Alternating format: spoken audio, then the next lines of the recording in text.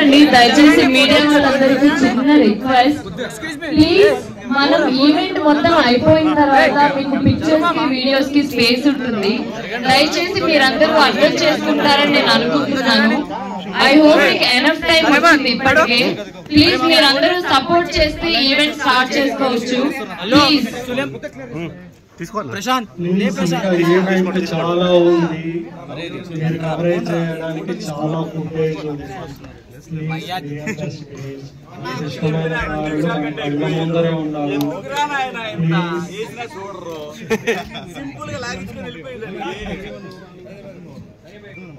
Clear చేస్తాను please. Please చాలా